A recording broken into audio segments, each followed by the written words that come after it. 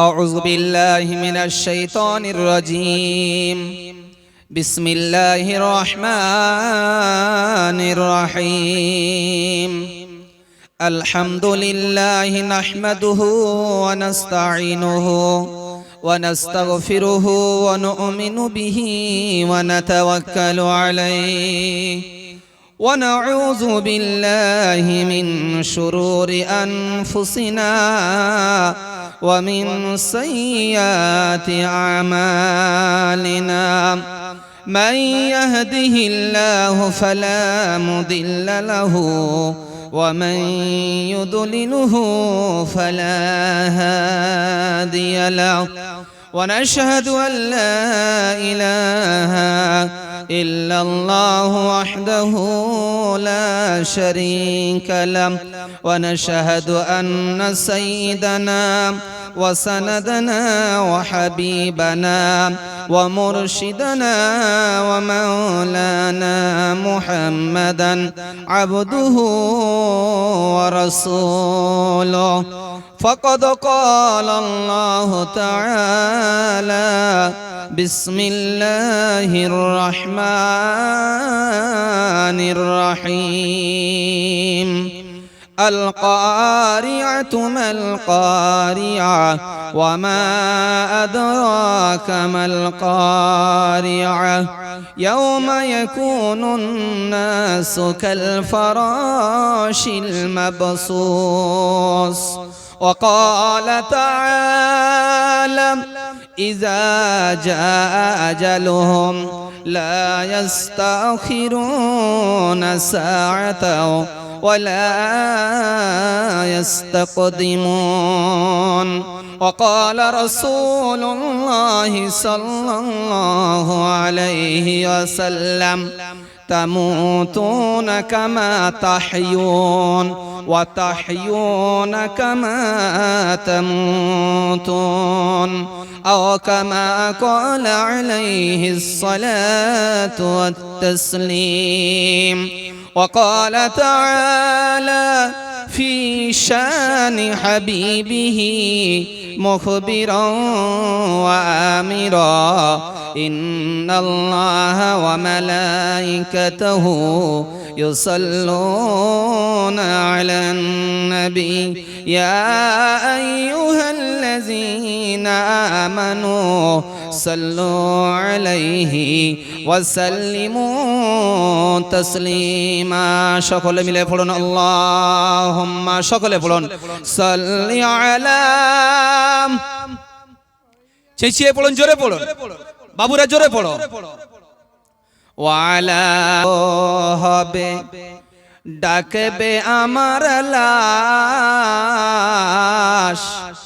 আর বন্ধু বান্ধব গিয়ে সবাই কাটবে ঝাড়ের বাঁশ। যেদিন আমার বন্ধ হবে কাটবে ঝাড়ের বাঁশ। মুরব্বিরা ছুটে গিয়ে বলবে হলো সর্বনাশ।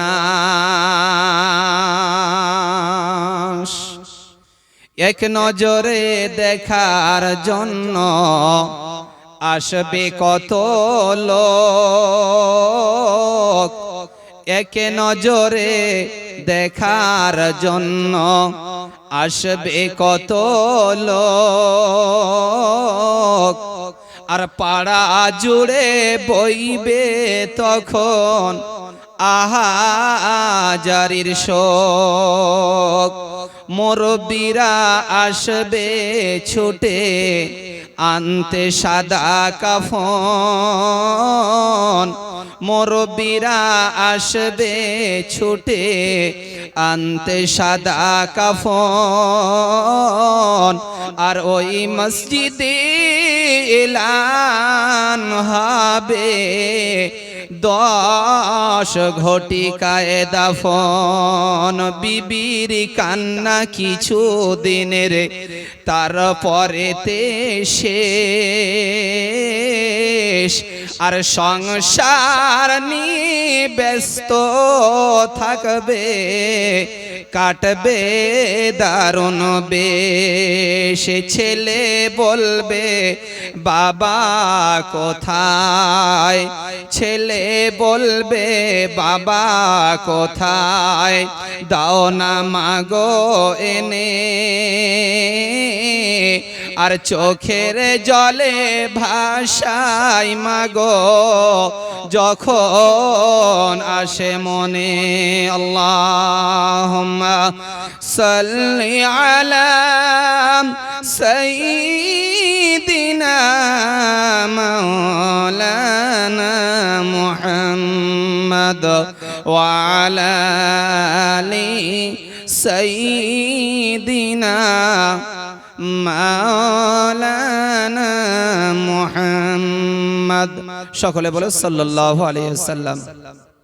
আলহামদুলিল্লাহ, আজকের এই জলসার দেওয়ার উদ্দীপনা সকল বুদ্ধিজীবী বাবজিরা ভাইয়েরা ও আমার বন্ধুরা, পর্দার আড়ালে আমার মা খাদিজা, স্টেজে উপস্থিত আমার মুরব্বী দাদা তৎসহ আমার ভাইরা, সকলকে সামনে নিয়ে কোরআন হাদিস থেকে কিছু আলোচনা করব। আমার তৌফিক ইল্লা বিল্লাহ, আল্লাহ বলালে তবে বলতে পারবো, তাছাড়া কোনোদিনই সম্ভব নয়। কেউ বলতে পারে না, আল্লাহ বলালেই বলে। দেখো রাস্তায় কত পাগল রাস্তায় পাগলামি করে ঘুরছে, দেখো কত বোবা কথা বলতে পারে না, দেখো কত অন্ধ যারা আল্লাহর জমিন দেখতে পায় না, দেখো কত পঙ্গু যারা আল্লাহর জমিন যারা দেখতে পায় না, মানে হাঁটতে পারে না, হয়তো বাড়ি বসে দেখতে পায়, হেঁটে দেখতে পায় না। সব জায়গায় আল্লাহর কত জমিন, আল্লাহ তাআলার কত দান আছে, সকলে দেখতে পায় না। এই জন্য করে আল্লাহ তাআলা আমাদেরকে শ্রবণ শক্তি আমাদেরকে দিয়েছেন, সেই জন্য আমরা সকলে মিলে শুকরিয়া আদায় করি আলহামদুলিল্লাহ। তারপরে জানাই এমন একটা নবীর উম্মত হতে পেরেছি যে নবীর উম্মত হওয়ার জন্য অন্যান্য নবীরা দরখাস্ত করেছিলেন, কিন্তু কোন নবীর দোয়া কবুল হয়নি, শুধুমাত্র হযরতে ঈসা নবীর দোয়া কবুল হয়েছেন। সেই নবীর উপরে দরুদ বর্ষিত হোক, সকলে বলেন সাল্লাল্লাহু আলাইহি ওয়াসাল্লাম। বাবজিরা ভাইরা বন্ধুরা, আল্লাহর রাসূলের একটা হাদিস আছে, কাফা বিল মাউতি ওয়াইজ, মৌতের ওয়াজ হলো যথেষ্ট, মৌতের ওয়াজ এটাই হলো যথেষ্ট। আমাদের কাছে দীর্ঘক্ষণ হযরত মৌত সম্বন্ধে, জাহান্নামের সম্বন্ধে কোরআন হাদিস দিয়ে অনেক আলোকপাত তিনি করেছেন, এটাই আমাদের জন্য যথেষ্ট। এছাড়া এক্সট্রা আর কিছু লাগে না, শুধু মানবো তো মানবো, जो सोया वो खोया, जो जागा वो पाया।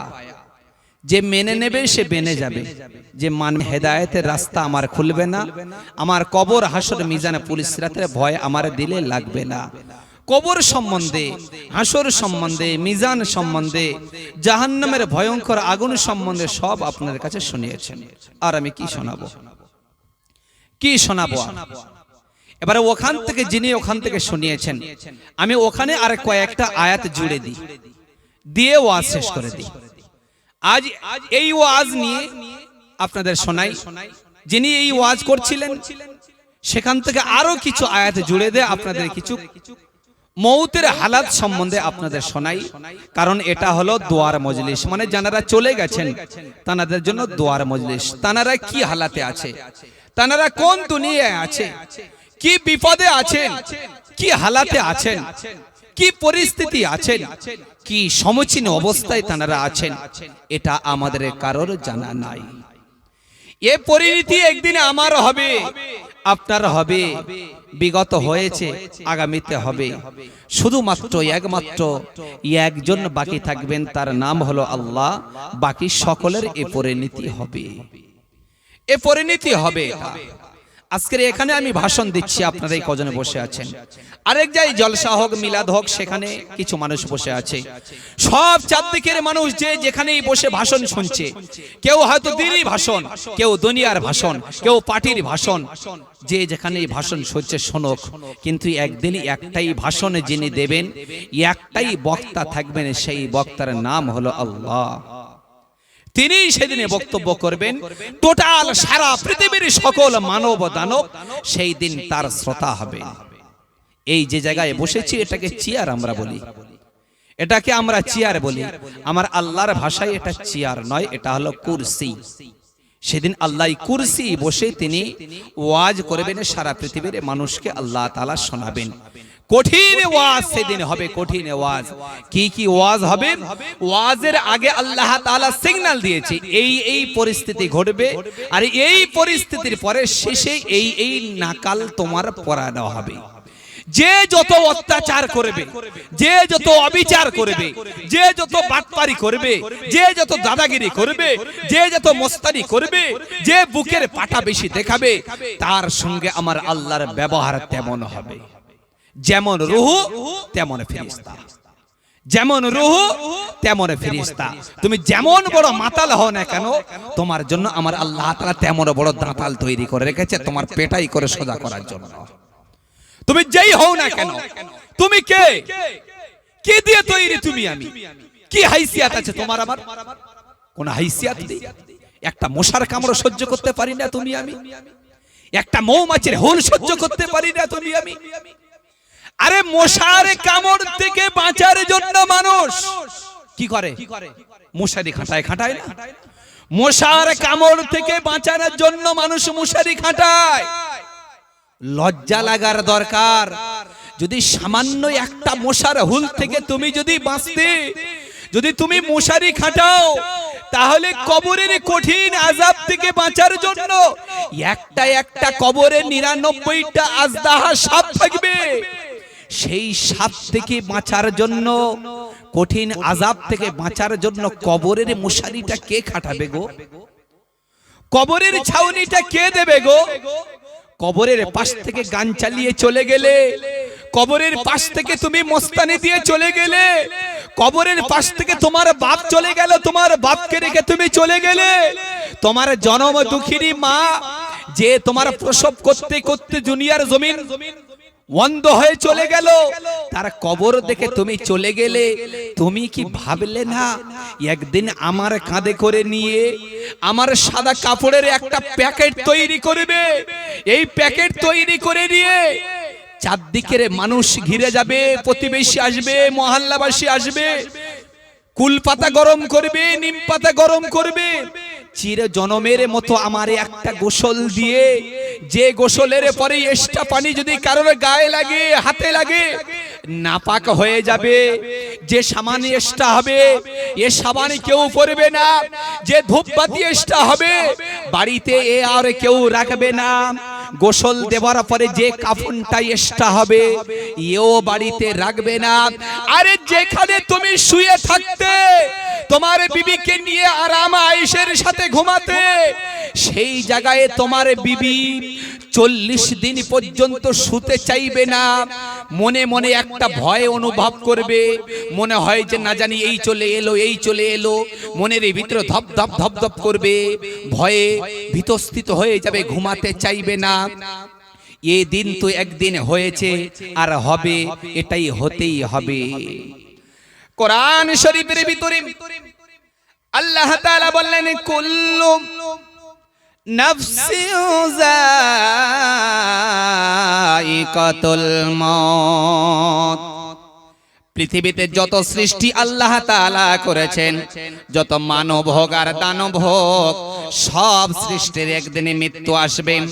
ওরে ফিরাউনের মতো ফিরাউন, দাজ্জালের মতো দাজ্জাল, নমরুদের মতো নমরুদ, পৃথিবীর যত বড় বড় হন ছিল, যত বড় বড় মায়ের লাল ছিল, সব আল্লাহকে হয়তো অস্বীকার করেছে, কিন্তু মৃত্যুকে অস্বীকার করার মতো কোন মায়ের লাল জন্ম নেয়নি। তাই আমার আল্লাহ বললেন, কুল্লু নাফসিন যায়কাতুল মউত, প্রত্যেকটা মানুষের মৃত্যুর স্বাদ তোমার গ্রহণ করতে হবে।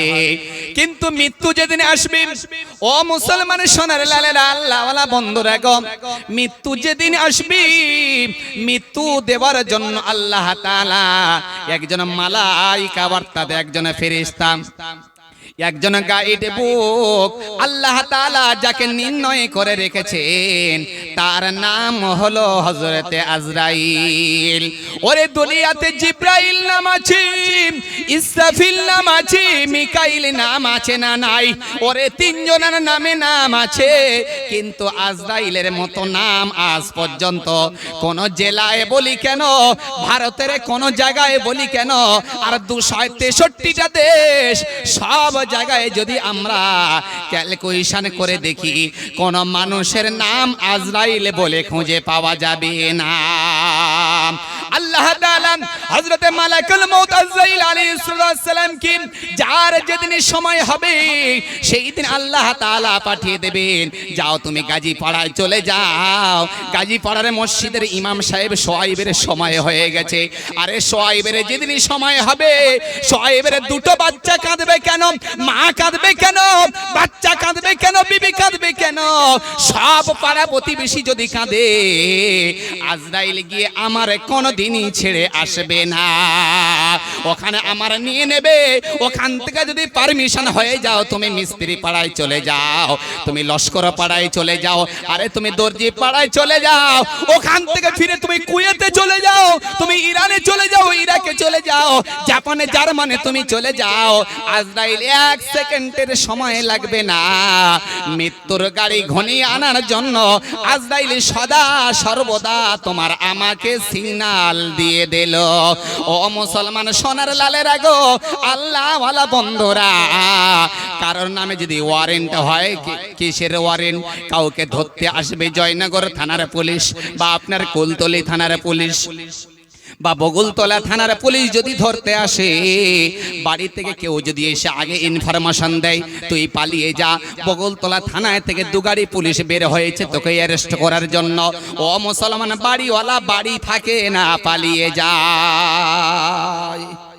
বাড়িওয়ালা যদি এটা শোনে যে বগুলতলা থানায় থেকে 4 গাড়ি বা 2 গাড়ি পুলিশ বের হয়েছে, আমার বাড়ি আসবে, আমাকে অ্যারেস্ট করে নিয়ে চলে যাবে, বাড়িওয়ালা শুনে বাড়িতে থাকবে? এ পালিয়ে যাবে, এ পালিয়ে যাবে, থাকতে চাইবে না। এখান থেকে পালিয়ে কোথায় গেলে বাঁচবো? কোথায় পাড়ের কোল, কোথায় হানার খোল, কোথায় পানা বনে, কোথায় উলু বগনে, কোথায় মাছ বাগানে গিয়ে লুকাবে, যেখানে দিনের বেলা যেতে ভয় পেত সেখানেই যাবে। আরে নজির এই রকম পর্যন্ত আছে, কবরের ভিতরে পর্যন্ত ভয়ে লুকা। আরে খালে গিয়ে মুখটা ডুবিয়ে নাকটা উঁচু করে শুধুমাত্র দেখিয়েছে যে না আমি আছি, পুলিশের ভয় থেকে ডুবে আছি, এ ভয় দেখায় না। আচ্ছা, যদি থানার পুলিশ আমাকে অ্যারেস্ট করে, আমাকে কদিন জেলে রাখবে? হয়তো 2 মাস, বা যদি ভালো উকিল পেয়ে যাই হয়তো 1 মাসের ভিতরে আমার খালাস হতে পারি, বা হয়তো 1 বছর, নাই 2 বছর। যদি তাও না হয় যাবজ্জীবন হলে, এখন তো 12 বছর যাবজ্জীবন, তারপরে তো আল্লাহ যদি হায়াত রেখে বেরো হাসবো। কিন্তু এই মৃত্যুর ফেরেশতা যেদিন তোমার আমার বাড়িতে আসবে, যেদিন তোমার আমার বাড়িতে আসবে, সেদিনে কোনো জায়গায় পালাতে গেলে পালানোর মতো আর রাস্তা থাকবে না, যেতে পারবো না, কোনো জায়গায় যেতে পারবো না। চারদিক থেকে পুলিশ প্রশাসন ঘিরে নেবে, তারপরেও অনেক আসামি এমন থাকে, অনেক আসামি এত চালাক, চারদিকের পুলিশ ঘিরে নিয়ে যদি বন্দুকের নল নিয়ে চারদিক থেকে একদম রেডি হয়ে থাকে, বের হলে ঝাড়বো, তারপরেও কত আসামি পালিয়ে যায়। কিন্তু মালাকুল মউত আজরাইল যখন আসবে, তোমার আমার এই রুহুটা পালানোর জন্য হাতের নখের কোনায় পর্যন্ত চলে আসবে। কোথায় থেকে পালাই, কোন দিকে পালাই, কোথায় গেলে বাঁচবো, কিন্তু কোনো জায়গায় বাঁচার আর রেহাই পাবে না, কোথায় রেহাই পাবে না, কলিজা ছিঁড়ে বের করে নেবে। মালাকুল মউত হযরত আজরাইল যেদিন তোমার আমার বাড়ি প্রবেশ করবে রে সোনা, সেই দিনই বাড়ি প্রবেশ করার পরে যদি তুমি আমি ইমানদার হই, আল্লাহওয়ালা হই, নামাজি হই, পরেজগার হই, সেদিনে মালাকুল মউত আজরাইল আলাইহিস সালাম 500 রহমতের ফেরেশতা নিয়ে তোমার আমার বাড়ির দরজায় দাঁড়িয়ে ওরে চারদিক থেকে তোমার আমার ঘিরে নিয়ে রাইহান ফুলের ডাল হাতে করে নিয়ে শয়তান যাতে ধোঁকা না দিতে পারে, বোকা না বানাতে পারে, ইমানদার ইমানবিহীন যাতে না বানাতে পারে, তাই চারদিকের ফেরেশতা ঘিরে নেবে।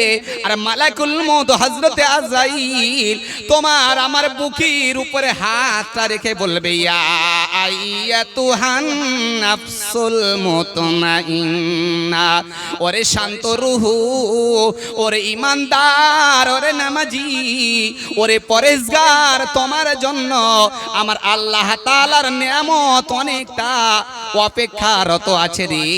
চলো চলো চলো, তুমি আমার সঙ্গে চলো। ওরে মালাকুল মউতের সাথে এত সুন্দর ভাবে জান কুরবানি হয়ে যাবে, এত সুন্দর করে জান বের হয়ে যাবে।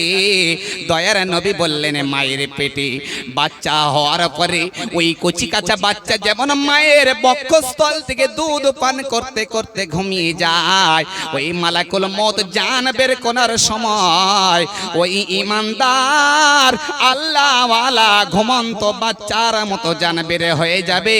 ওই মানুষটা কোনোদিন টের পাবে না।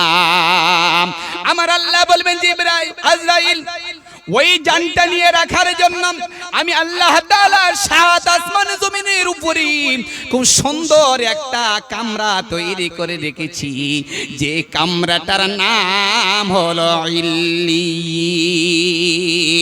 ওরে এত সুন্দর জায়গা, এত মনোরম জায়গা, এত সুন্দর সেন্টের জায়গা, এত মনোনীত জায়গা দুনিয়ার জমিনে আজ পর্যন্ত এত রাজপ্রাসাদ কোনো জায়গায় না। এই জায়গাটায় তার রাখা দেওয়া হবে। আর যেদিন বিচারের দিন হবে, ওখান থেকে তার রুহটা আবার তাকে জব্দ করে নিয়ে তার বিচারের ময়দানে পাড়ি দেওয়ার পারমিশন দেওয়া হবে। ওরে বাপজিরা, সোনার লালেরা, আমার নওজোয়ান যুবক ভাইরা, আমার পর্দার আড়ালে জননী মা খালারা আমার গো, যদি ইমানদার যদি না হও, নামাজি যদি না হও, আর গাঁজাখোর হও, আর তাড়িখোর হও, আর মদখোর হও, আর জেনাকারী হও, আর নেতা হও, আর নেত্রী হও, যদি ইমানদার তুমি যদি না হতে পারো, খোদার কসম করে বলছি, মালাকুল মউত আজরাইল আলাইহিস সালাতু ওয়াস সালাম 500 আগুনের ফেরেশতা তোমার আমার কাছে নিয়ে এসে ওরে জাহান্নামের শিকল নিয়ে এসে পায়ে বাঁধবে, হাতে বাঁধবে।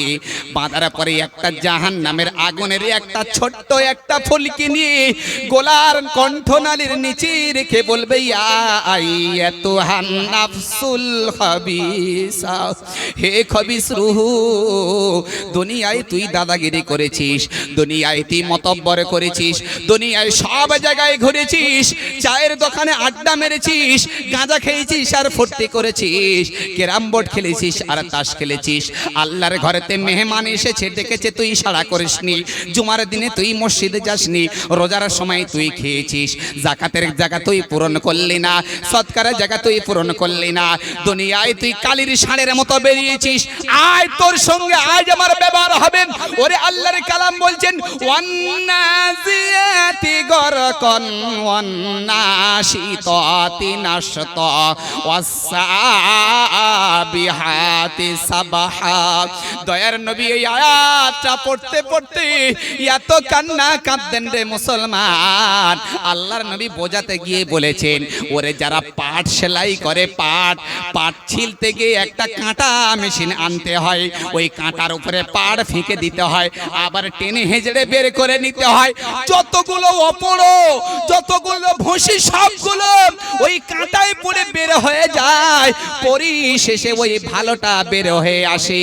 দয়ার নবী বললেন, আহারে ওই রূহটাকে বের করার জন্য মালাকুল মউতের হাতের নখগুলো একদিনের সমপরিমাণ রাস্তা হবে। এই নখ দিয়ে ওর কলিজায় যখন হাতটা প্রবেশ করাবে, ওর কলিজা ওই রকম ভাবে কাঁটার উপরে যেমন একটা পাতলা গামছা বলি আর কাপড় দিয়ে টানলে যেমন ছিঁড়ে আসে, ওর কলিজাটা ওই রকম ছিঁড়ে আসবে। আর ওই কলিজাটা নিয়ে, ওই রুহটাকে নিয়ে হযরতে মালাকুল মউত বলবে, আজ তোর জন্য আল্লাহর তরফ থেকে কোনো ভালাইয়ের ব্যবস্থা নাই। তোর এত দুর্গন্ধময় জায়গায় তোর রাখা হবে, এত বিশ্রী জায়গায় তোর রাখা হবে। কারণ দুনিয়াতে তুই ভালো জায়গায় ছিলিস না। মদ হলো এটা খারাপ, তুই খারাপ জায়গায় ছিলিস। গাঁজা হলো এটা খারাপ, তুই খারাপ জায়গায় ছিলিস। তাস হলো এটা খারাপ, তুই তাসের জায়গায় ছিলিস। ক্যারাম বোর্ড হলো এটা খারাপ, তুই এখানেই ছিলিস। আর তোর জন্য ভালো জায়গায় এখানে থাকবে না, তোর জন্য জায়গা থাকবে সিজ্জিন। ওরে কোরআনের ভাষায় হলো সিজ্জিন। সিজ্জিন শব্দের মানে হলো এত নোংরা জায়গা, এত বিশ্রী জায়গা, এত দুর্গন্ধ জায়গা। দয়ার নবী বললেন, সারা পৃথিবীর যত জন্তু জানোয়ার আছে, সব জানোয়ার মরে গেলে যত দুর্গন্ধ হয়, তার থেকে আর দুর্গন্ধময় জায়গায় তোমার রূহকে রাখা হবে। এত নোংরা জায়গায়, এত বিশ্রী জায়গায় এই রূহটাকে নিয়ে রাখা হবে। তারপরে বিচারের ময়দানে কায়েম হবে। সব মানুষ এই রকম ভাবে যখন আল কারিয়া তুমাল কারিয়া, প্রথমে আমি যে আয়াতটা পড়েছি এই আয়াতের দিকে এবারে ফিরে আসে একটু। ওখানে ওই কথাটা ওখানে রেখে দিই। সব মানুষ মরে গেলে এবার বিচার হবে, বিচারের পরে যে যেখানে যাবে। এইটুকু বলে আমি শেষ করব, দোয়া হবে। আল কারিয়া তুমাল কারিয়া ওয়ামা আদরাকা মাল কারিয়া। এই কারিয়া তিনবার এসেছে, আল কারিয়া, মাল কারিয়া, ওয়ামা আদরাকা মাল কারিয়া। কোন মানুষ কাউকে যখন একটা কথা বলে, এই বাড়ি আসবি, ফের বলছে এই বাড়ি আসবি, ফের বলছে এই তুই বাড়ি আসবি, তিনবার বলার পরে যদি সে বাড়িতে না যায়, তাহলে বাড়িওয়ালা কি বলবে, এই তোর কবার আমি বলেছি, তো তিনবার আমি বলেছি তুই বাড়ি ফিরবি। তার মানে কোন কথাকে রোয়েট ভারী করার জন্য বারবার সেটাকে বলতে হয়। তো আল্লাহ তাআলা বলেন আল কারিয়া মাল কারিয়া ওয়ামা আদরাকা মাল কারিয়া। কারিয়াটা তোমরা কি জানো? কারিয়া ভাষা জানো? এই কারিয়া আল কারিয়া এই আয়াতটা সকলে হয়তো পড়ে থাকে, কিন্তু এর মানে জানে না।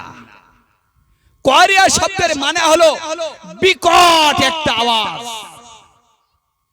বিশাল একটা বোম যদি পড়ে, এই মণিত্তট অঞ্চলে যদি একটা বড় বোমা পড়ে, এই মণিত্তট অঞ্চলটা হয়তো শেষ হবে। কিন্তু এমন বড় বড় বোম তৈরি করেছে এখন বিজ্ঞানীরা, যারা তৈরি করেছে, এত বড় বড় বোম তৈরি হয়েছে, একটা একটা শহর পর্যন্ত লুটিয়ে দেওয়ার শক্তি রাখে। এত কঠিন আযাব। আমাদের এখানে সব থেকে কঠিন আযাব কি আমরা মনে করি? যখন বজ্র আঘাত পড়ে, এটাই আমরা সব থেকে বড় গভীর আওয়াজ আমরা মনে করি। এর থেকে আরো কি মনে করি? যদি ট্রাক্টরের চাকা বাস্ট হয়, বিকট একটা আওয়াজ হয়। যদি ট্রান্সমিটার বাস্ট হয়, বিকট একটা আওয়াজ হয়। এই আওয়াজগুলো আমরা বিকট মনে করি, কিন্তু আল্লাহ তাআলা বলছেন না, এটা বিকট আওয়াজ নয়, এ তো সামান্য আওয়াজ, এ তো একটা বেলুন ফোটার আওয়াজ। আওয়াজ তো হবে সেই দিন। কোন দিন? আল্লাহ তাআলা পৃথিবীর সব লোক যারা চলে গেছে আর যারা যায়নি, যারা থাকবে, এদের জন্য একটা কঠিন একটা আওয়াজ ছাড়বে। সেই আওয়াজটা ছাড়ার জন্য আল্লাহ তাআলা একজনের মুখে একটা বাঁশি দিয়ে রেখেছে। সেই যিনি বাঁশি ধারক, তার নাম হলো হযরতে ইসরাফিল আলাইহিস সালাম। এনার মুখেই বাঁশিটা দেওয়া আছে। এই বাঁশি থেকে যে আওয়াজটা বের হবে, সেই আওয়াজটার নাম হলো আল কারিয়া। এই বাঁশি থেকে একটা আওয়াজ হবে। সেই বাঁশি কটা ছিদ্র? বলছে পৃথিবীর চতুর্দিকে আওয়াজ দেওয়ার জন্য চুলের থেকে সরু সরু ছিদ্র। এই ছিদ্র থেকে এত কঠিন গভীর আওয়াজ হবে। এই আওয়াজ থেকে সারা পৃথিবীর যত ভূমি আছে, গাছপালা, তরু লতা, পাহাড় পর্বত, এ টু জেড সব এই ইসরাফিলের সিংহায় এই বাঁশি ফোঁক দেওয়ার কারণে সব চচ্চড় করে নড়ে উঠবে, কেঁপে উঠবে, থরথর করবে, ভাইবিশান হয়ে যাবে। সব কঠিন সেই দিন। হযরত ইসরাফিল আলাইহিস সালাম কি আল্লাহ তাআলা বলেন, ইসরাফিল, আমি আল্লাহ তাআলা মানব জাতি তৈরি করেছি, এই মানব জাতিকে বারবার বুঝিয়েছি দুনিয়ার জমিনে ঈমান আনতে বলেছে ঈমান আনেনি, নামাজ পড়তে বলেছে নামাজ পড়েনি, হজ করতে বলেছে হজ করেনি, ঈমানের পাহাড় বানিয়ে নিয়ে আসতে বলেছে বানায়নি। কিন্তু আজ হলো আমার দুনিয়ার শেষ গতি, দুনিয়ার পরিসমাপ্তি ঘটাবো রে ইসরাফিল, একবার তুই সিংহায় ফোঁক দিয়ে দে। ওরে আল কারিয়াতু মাল কারিয়া ওয়া মা আদরাকা মাল কারিয়া ইয়াওমা ইয়াকুনুন নাসু কাল ফারাশিল মাবসুস। যেদিন সিংহায় ফোঁক দেওয়া হবে রে সোনা, সারা পৃথিবীর পাহাড় পর্বত নদী নালা যা কিছু আছে সব কিছু থরথর থরথর করে কেঁপে উঠবে। মানুষ পাগলের মতো ছোটাছুটি করবে, মা তার বাচ্চার খোঁজ নেবে না, বিবি তার স্বামীর খোঁজ নেবে না, বন্ধু তার বন্ধুর খোঁজ নেবে না, নেতা তার নেত্রীর খোঁজ নেবে না, কর্মী তার দাদার খোঁজ নেবে না, কেউ কারোর খোঁজ নেবে না। পাগলের মতো ছোটাছুটি করবে, কেউ বাথরুমে থাকবে, কেউ তাসের আড্ডায় থাকবে, কেউ ক্যারাম বোর্ডে থাকবে, কেউ মেলায় থাকবে, কেউ খেলায় থাকবে। এই হালাতে হযরত ইসরাফিল যখন সিংহায় ফোঁক দেবে, দুনিয়া যখন ঝমঝম ঝমঝম করে কেঁপে উঠবে, সারা পৃথিবীর মানুষ পাগল হয়ে যাবে। সেই দিন বলতে থাকবে আইনাল মাফার কাল্লা লা ওয়াজারা ইলা রাব্বিকা ইয়াউমাইযিনিল মুস্তাকার। ওগো দয়াময় আল্লাহ, আজ সারা পৃথিবীর ভূমিকম্প চালু হয়ে গেছে আল্লাহ। 11 নম্বর নয়, 10 নম্বর নয়, মনিতরগড় নয়, জয়নগর অঞ্চল নয়, জালাবেড়ে অঞ্চল নয়, সারা পৃথিবীর কিয়ামত হবে। একসঙ্গে ইসরাফিলের সিংহার ফোঁকের আওয়াজে সারা পৃথিবী নড়ে যাবে, কোন জায়গায় পালানোর মতো জায়গা থাকবে না। ওরে কত মানুষ রাতের অন্ধকারে ঘুমন্ত অবস্থায় স্বপ্ন দেখে, বলে হুজুর আমি আজকে রাতে স্বপ্ন দেখেছি, আমি দেখলাম 3-4টে সাপ আমার দাবড় দিয়ে নিয়ে যাচ্ছে, আমি পালিয়ে যাচ্ছি, কিন্তু যেদিকে পালাই সেদিকে দেখি আবার সাপ সেদিক থেকে আমার ঘিরে আছে। আমি বাঘ থেকে পালাই, আবার দেখছি সাপ আমার সামনে, বাঘ আমার সামনে, কোনো জায়গায় যাবার জায়গা নেই। আমার আল্লাহ তাআলা তাই বললেন কাল্লা লা ওয়াজারা ইলা রাব্বিকা ইয়াউমাইযিনিল মুস্তাকার। আহারে আজ গাজীপাড়ায় পানি নেই, টিউবওয়েলের পানি বন্ধ হয়ে গেছে, মানুষ বাঁশতলায় ছুটে যায়, মানুষ দর্জি পাড়ায় ছুটে যায়, মানুষ মিস্ত্রি পাড়ায় চলে আসে, শেখ পাড়ায় চলে আসে। কিন্তু সেই দিন আর এই হালাত হবে না, সব জায়গায় হাহাকার, সব জায়গায় মানুষ পাগলের মতো ছুটবে।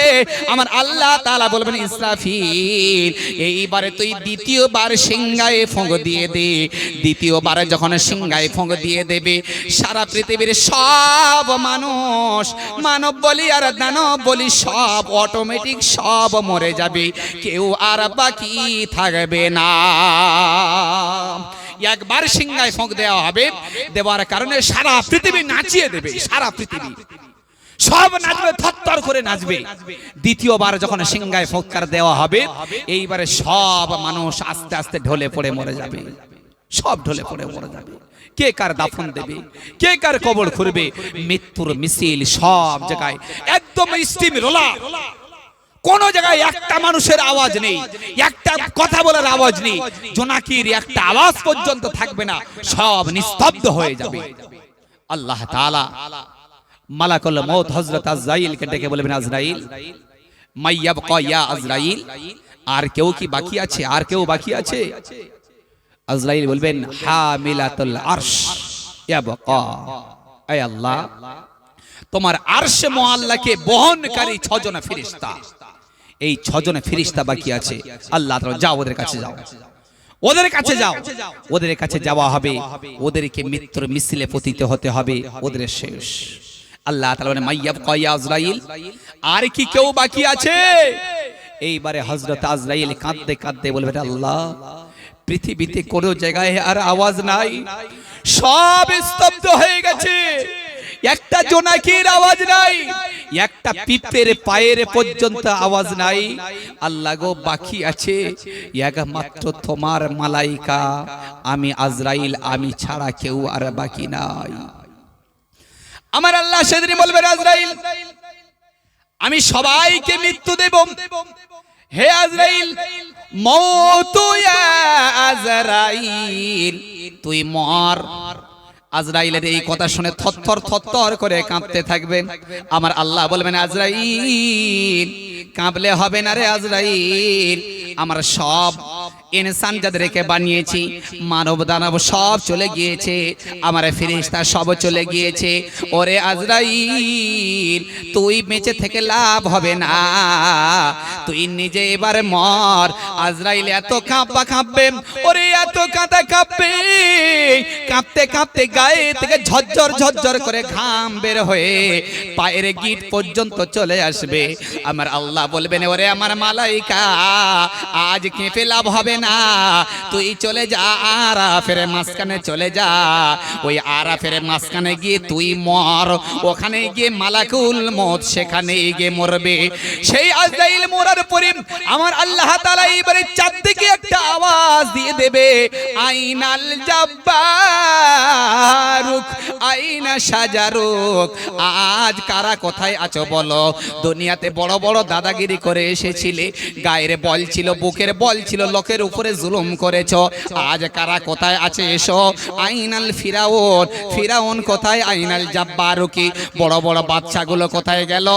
আজ কেউ আমার সামনে থাকলো না। ও মুসলমান সোনার লালের গো, আল্লাহ ওয়ালা বন্ধুরা, এইবারে ওই জায়গায় আপনারা ওয়াজটা নিয়ে চলে যান। আল্লাহ তাআলা হযরত ইসরাঈলকে দুবার সিংহারে ফোঁক দেওয়ার জন্য অর্ডার দেওয়া হলো, দুবারে সব মরে গেল।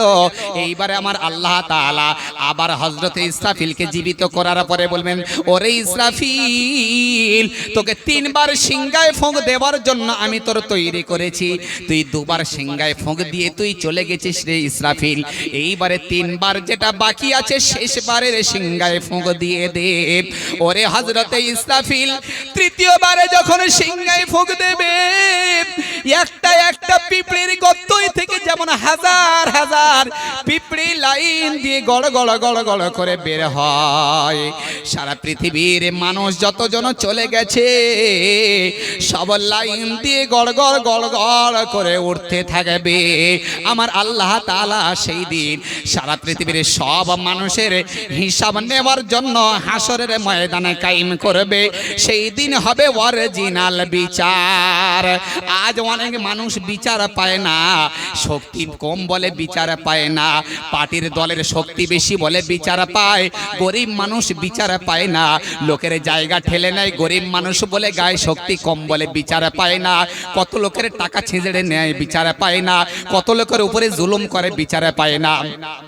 সেই দিন আমার আল্লাহ তাআলা অরিজিনাল বিচার যেদিন করবে, সেই দিন তার নাম হলো ময়দানে মাহশর।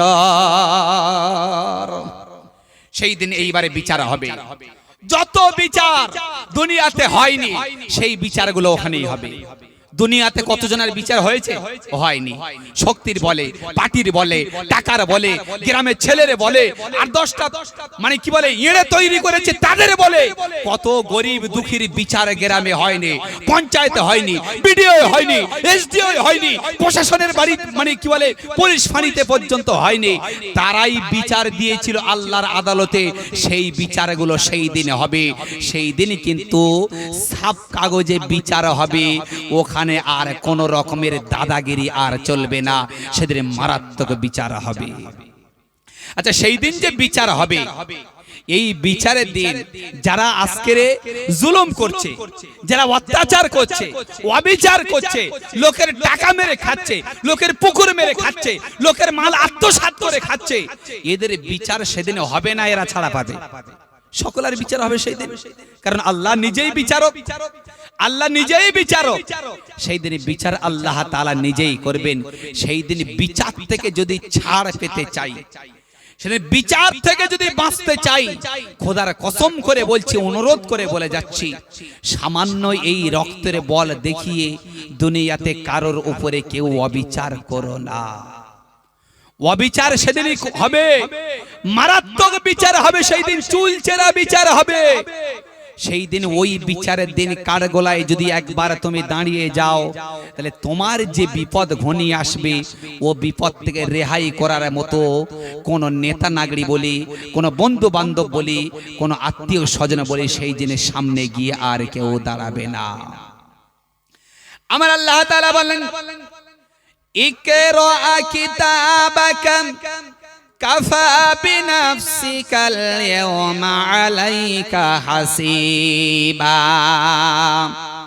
আমি দুনিয়াতে অনেক সময় তোমাদের দিয়েছিলাম, দুনিয়ায় অনেক আনন্দ ফুর্তি করে চলে এসেছো। এইবারে বিচার হবে, বিচারে যে জিতে যাবে তার জন্য জান্নাত রেখেছি, আর যে হেরে যাবে তার জন্য নরক আমি আল্লাহ তাআলা রেখে দিয়েছি।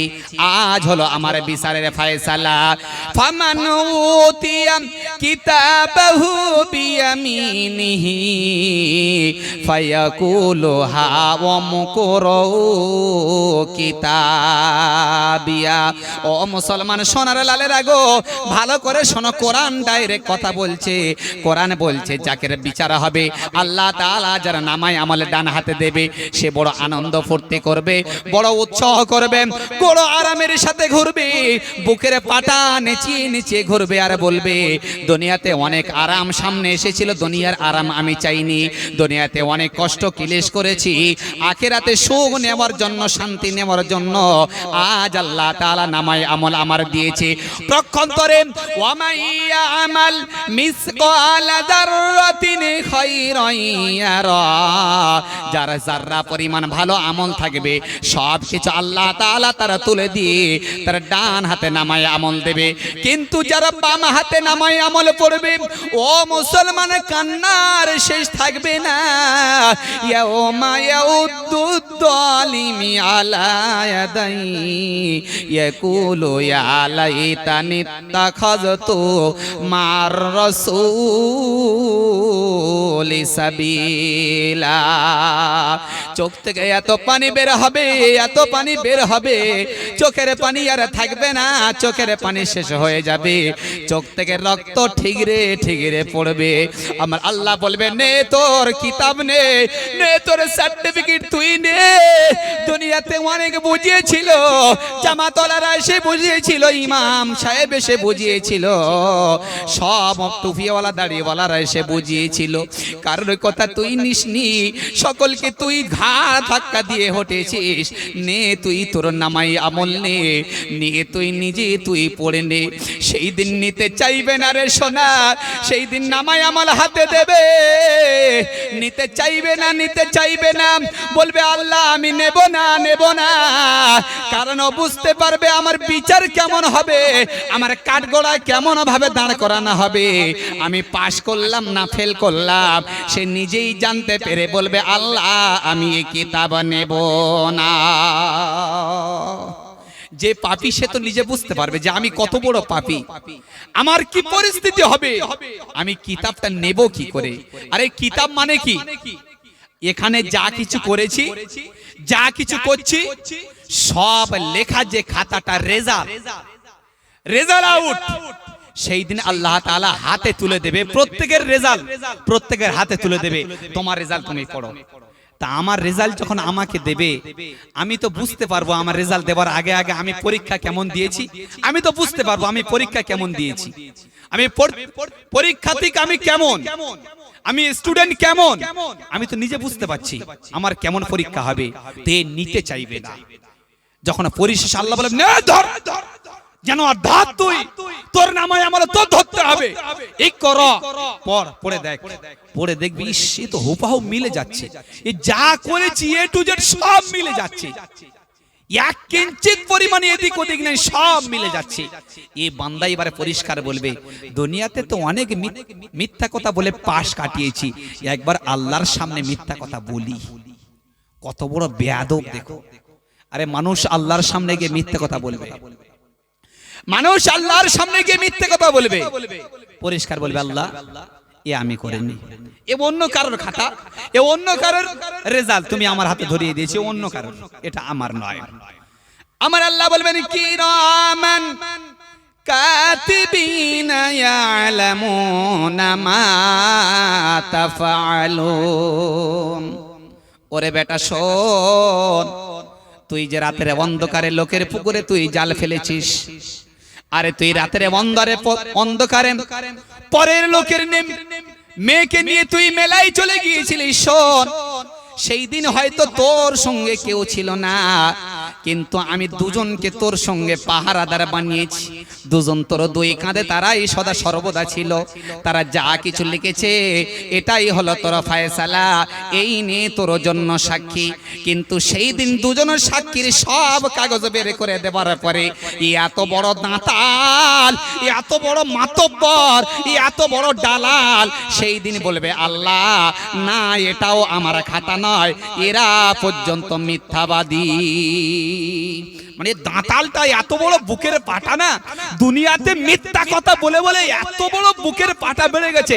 ওই দিন আল্লাহর সামনে মিথ্যা কথা বলবেন, ফের আল্লাহর ফেরেশতাদের যে সার্টিফিকেটের মানে কি বলে সাক্ষী জানারা, তাদেরকে পর্যন্ত বলবে এরা মিথ্যা কথা বলছে, এরা মিথ্যা কথা বলছে।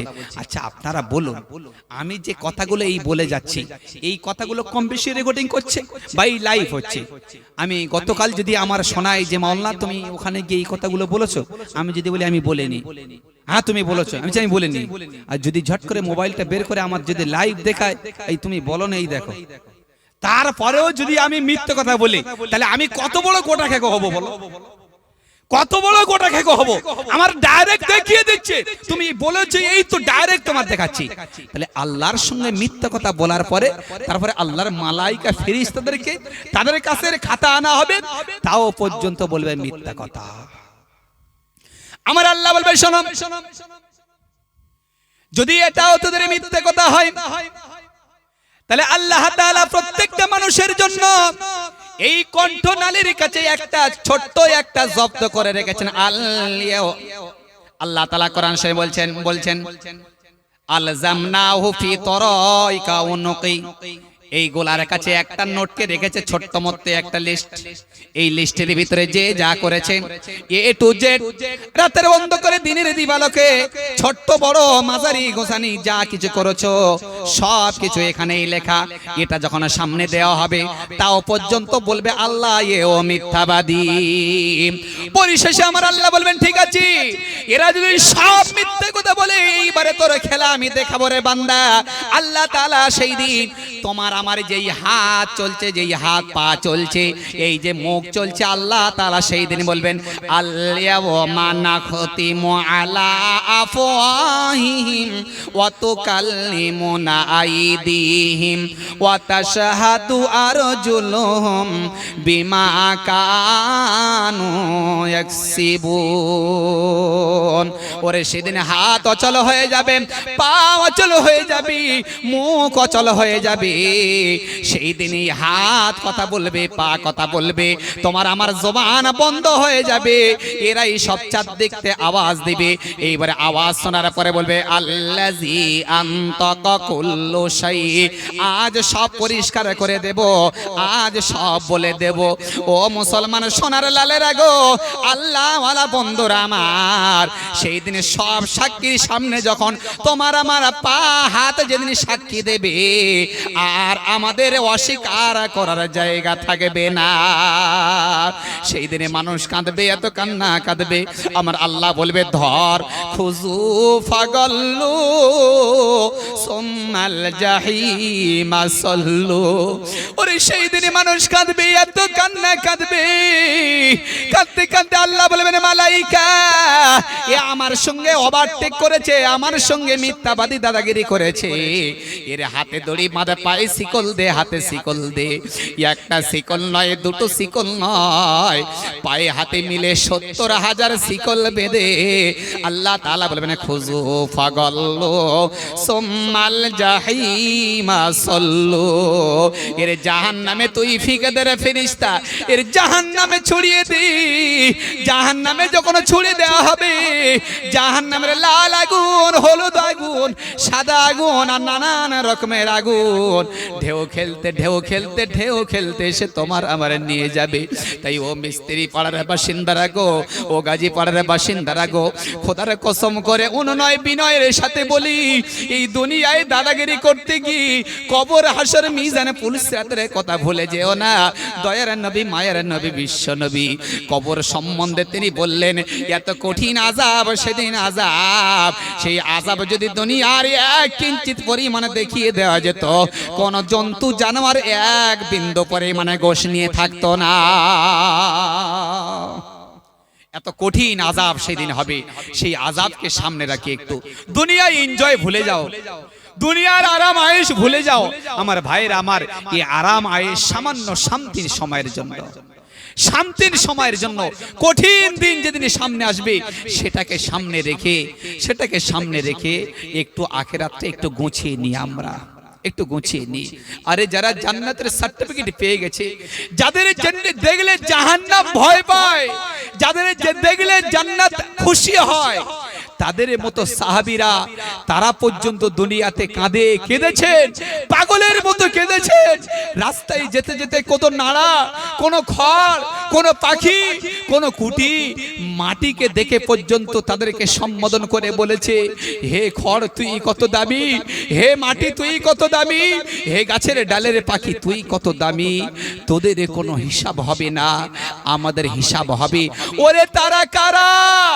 আরে তারা তোমার আমার মতো বেঈমান নয়, তারা তোমার আমার মতো গাঁজাখোর মদখোর নয়, তারা হলো বিশ্ব নবীর সাহাবী, যাদের একটা রাতের নেকি দয়ার নবী বললেন আসমানের যত তারা ছিল, যত তারা, একটা তারা নয়, দুটো তারা নয়, কোটি কোটি তারা ছিল। সেই দিন মা আয়েশাকে দয়ার নবী বলেছিল, আয়েশা আজকের রাতে আসমানের যত তারা আছো গুনে দেখো আয়েশা। আল্লাহর নবীর প্রাণের বিবি বললেন, ইয়া রাসূলুল্লাহ এতগুলো তারা আমি কি করে গুনবো? আল্লাহ রাসূল বললেন, এতগুলো তারা আয়েশা গোনা যদি সম্ভব না হয়, হে আয়েশা তোমার বাপ আমার পাগল, জাহান্নামের ভয়ে জান্নাতের আশায় একটা রাত আমার সঙ্গে থাকার কারণে আসমানের যত তারাগুলো ছিল, এত তারা কেন? ওমরের জিন্দেগির থেকে নিয়ে যত নেকি, পরিশেষে আমরা যত ঈমানদার থাকব, মৃত্যুর শেষ পর্যন্ত যত ঈমানদার থাকবে, সকলার নেকিগুলো যদি এক পাল্লায় রাখা যায়, আসমানের যত তারা আছে এতগুলো নেকি নিয়ে যদি এক পাল্লায় রাখা যায়, আবু বকরের এক রাতের নেকি যদি এক পাল্লায় রাখা যায়, সেই আবু বকরের নেকির পাল্লা ভারী হয়ে যাবে। বুঝরে বলুন সুবহানাল্লাহ। ওরে যারে এত নেকি, এত নেকি, এত নেকি আবু বকর যে জান্নাতের টিকিট পেয়ে গিয়েছে দয়ার নবীর সঙ্গে থেকে, সেই আবু বকর ঘাসকে দেখে কাঁদে, গাছের ডালকে দেখে কাঁদে, মাটি দেখে কাঁদে, গাছের ডালের পাখি দেখে কাঁদে। ইয়া লাইতানি কুনতু সুফুর, হে গাছের ডালের পাখি আবু বকর যদি তোর মতো পাখি হতো হিসাব হতো না। হে জঙ্গলের জানোয়ার, তোর মতো যদি আবু বকর যদি একটা গরু ছাগল হয়ে যেত, আবু বকরের কোনো হিসাব হতো না। ও মুসলমান সোনার লালেরা গো, এত বড় ইমানদার হওয়ার পরে যদি জাহান্নামের ভয় পায়, জাহান্নামের আগুনের যদি ভয় পায়, তুমি আমি কোন লাটের পাট? তুমি আমি কত বড় ইমানদার, তোমার আমার বেটিরা কত বড় ইমানদার, তোমার আমার বিবি বাচ্চারা কত বড় ইমানদার।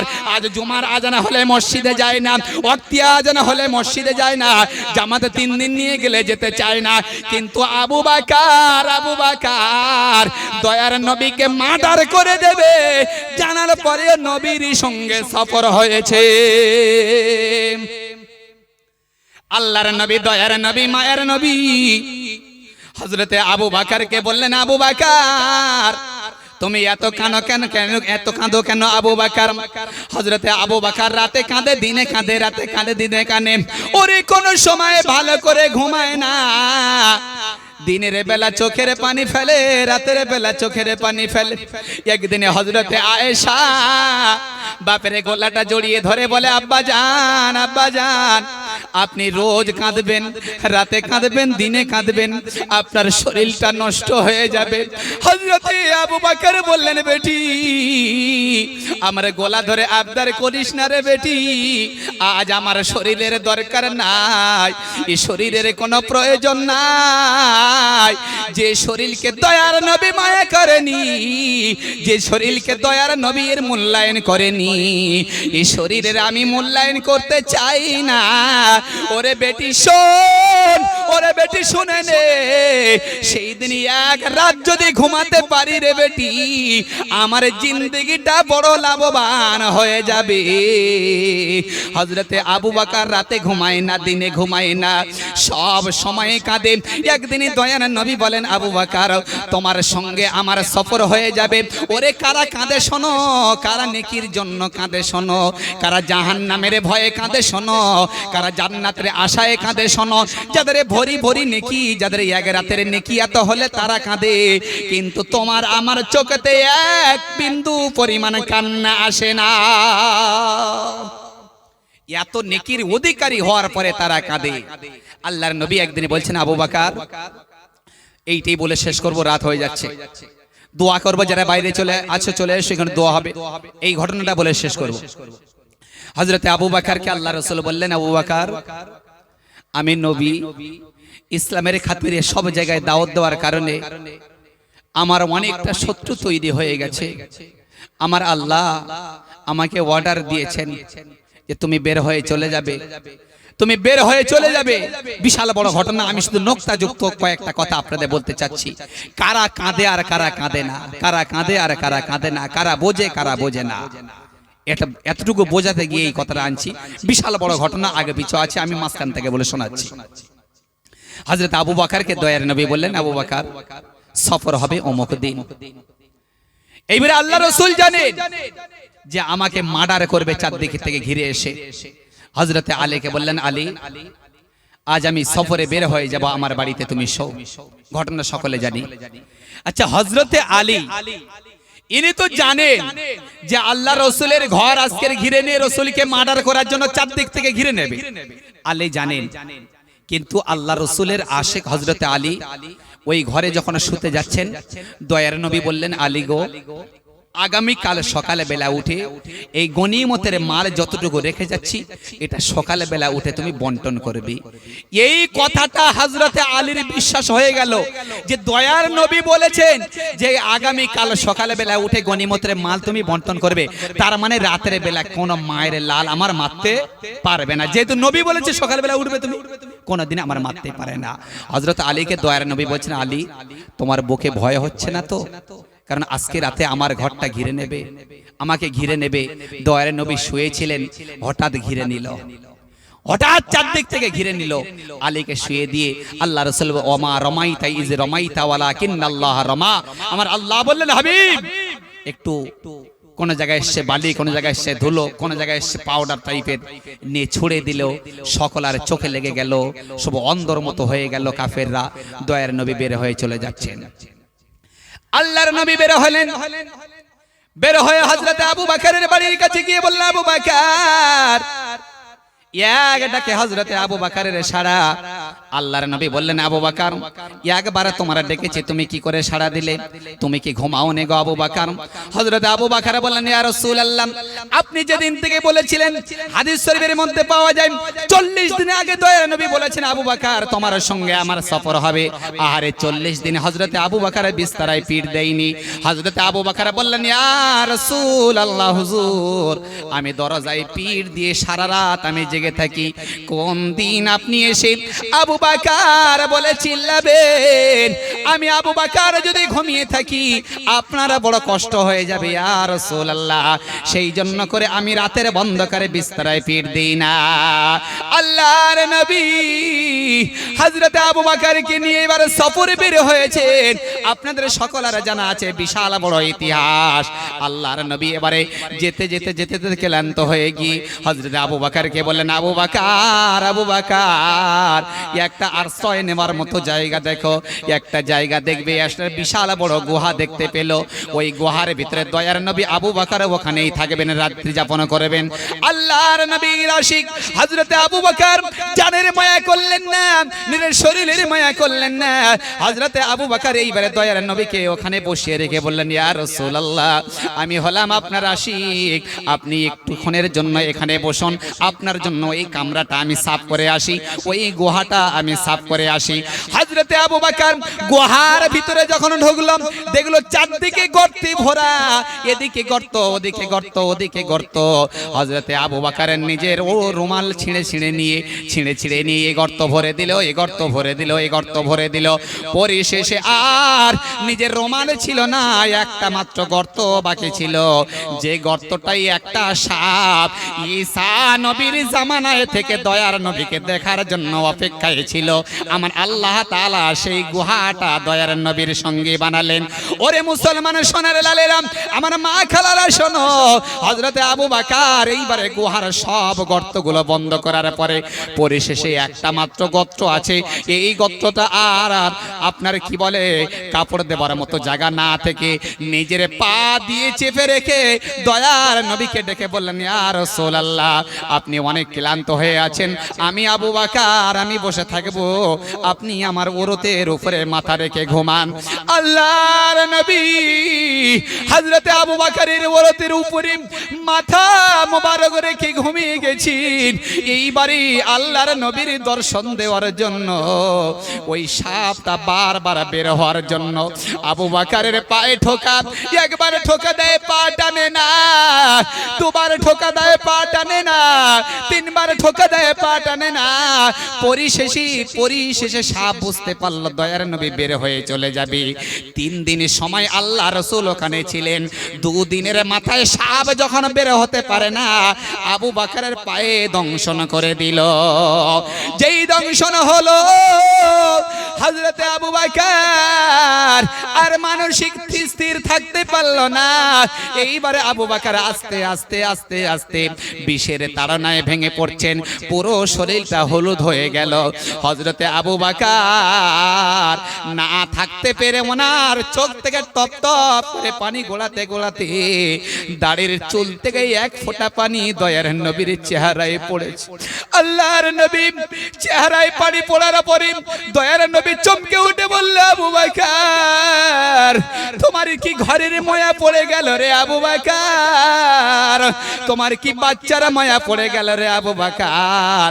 তোমার কি বিবির মায়া পড়ে গেল রে আবু বকর? না হলে বলো কাফেররা কি ঘিরে নিয়েছে তা কি বলো আবু বকর? এই কথা বলার সঙ্গে সঙ্গে হযরতে আবু বকর তিনি বেহুশ হয়ে পড়ে যায়। যেই আবু বকর পড়ে গেল, গর্তের ভিতরে সাপ বের হয়ে এসে দয়ার নবীর পায়ের কাছে জড়িয়ে ধরে আল্লাহর নবীকে স্যালুট করে আমার আল্লাহ তাআলা সাপের জবানে খুলে দিল। সাপ বললেন, ইয়া রাসূলুল্লাহ, আপনার আবু বকরের ঘরের মায়া পড়ে নাই, বাচ্চারা মায়া পড়েনি, বিবির কথা খেয়ালে আসেনি, আপনার আবু বকরের পায়ে আমি সাপ দংশন দিয়েছি। দীর্ঘ ঈসা নবীর জামানায় থেকে আমি আপনার দেখার অপেক্ষায় ছিলাম। আবু বকর আমাকে দেখতে না দেওয়ার কারণে আবু বকরের পায়ে আমি দংশন করেছি। হযরতে আবু বকরের পা মোবারকে দয়ার নবী দেখতে পেলেন যে ওর পায়ে সাপের কাঁটার দাগ, সাপের দংশনের দাগ। দয়ার নবী একটু থুতু মোবারক নিয়ে আবু বকরের ওই কাটা ক্ষতস্থলে দিয়ে দেওয়ার সঙ্গে সঙ্গে হযরতে আবু বকরের হুঁশ ফিরে এলো। আবু বকরের যেই হুঁশ ফিরে এলো, হযরতে আবু বকর দয়ার নবীর পা মোবারক জড়িয়ে ধরে বললেন, ইয়া রাসূলুল্লাহ, ইয়া হাবিবাল্লাহ, আপনার আবু বকর বড় বেঘাত দিয়েছে, আপনার কষ্টকর পরিশ্রমের ঘুমকে আবু বকর বড় বেঘাত ঘটিয়েছে। ইয়া রাসূলুল্লাহ, আপনার পা মোবারক জড়িয়ে ধরে আমি ক্ষমা চাই। আবু বকর হুঁশ থাকাকালীনে আপনার ঘুম ভাঙায় নাই। ইয়া রাসূলুল্লাহ, হুজুর আপনার কাছে অনুনয় বিনয় করি, আপনি আমাকে ক্ষমা করে দেন। যদি আপনি ক্ষমা না করে দেন, বিপদের দিন যদি আল্লাহ বলে, ওরে আবু বকর, আমার হাবিবের কষ্টের ঘুমকে তুই বেঘাত দিয়েছিস কেন বল, আমি আবু বকর সেই দিন উত্তর দিতে পারবো না। ও মুসলমান সোনার লালেরা, আল্লাহওয়ালা বন্ধুরা গো, এইরকম আবু বকরের মতো আবু বকর, ওমরের মতো ওমর, বেলালের মতো বেলাল, খাব্বাবের মতো খব্বাব, ইমানের পাহাড় নিয়ে, নেকির পাহাড় নিয়ে পর্যন্ত জাহান্নাম ভয় পায়। এত কঠিন দিন সামনে আসবে, তার ভয় সকলেই করে। গরু ছাগল সাপ বিচ্ছু সকলে আল্লাহর ভয় করে। আরে চাঁদ সূর্য পর্যন্ত আল্লাহর ভয় করে, জমিন আসমান পর্যন্ত আল্লাহর আযাবের ভয় করে। আমরা মুসলমান, আমরা ভয় করি না। এই জন্য সকল যুবকদের কাছে অনুরোধ, জাহান্নামকে ভয় করো, কবরের আযাবকে ভয় করো। আমার মা খালারা যারা সাইড থেকে শুনছো, খবরদার নামাজ কাজা করো না, নামাজ ছেড়ে দিও না। আমার যুবক ভাইরা, নামাজের টাইমে নামাজ পড়ো, সংসার করার টাইমে সংসার করো। আল্লাহ সংসারে বরকত দেবে, আল্লাহ ক্ষেত খামারে বরকত দেবে। নামাজ পড়ে একবার দেখো, আপনার যদি কোনো অভাব হয়, আপনার জন্য কোনো ক্ষতি হয়, তাহলে নামাজ পড়তে হবে না। নামাজ পড়ে দেখো, আল্লাহ বরকত দেবে। সেই জন্য করে আজ হলো দোয়ার মজলিস। এই এরিয়ার সকল গুরু মুর্শিদদের জন্য দোয়া হবে। আমরা তাদের জন্য এই দোয়ার মজলিস প্রতি বছর দিয়ে থাকি, আমরা দেব। আর যাতে এতে যাতে খরচ হয়, খরচগুলো এরিয়ার সকলে মিলে কম বেশি, এ তো দিলে কমবে না। আমাদের হুজুর খুব সুন্দর করে বলে গেছেন এখানে যে চলে যাওয়ার সময় সত্যকারের কথা, ভালো কাজ করে যাওয়া ভালো। ছেলেরা যেন ভালো কাজ করে আমার জন্য দোয়া করে। এই জন্য এই কাজটা খুব ভালো কাজ। এই কাজ যখন হবে সকলে আমরা হেল্প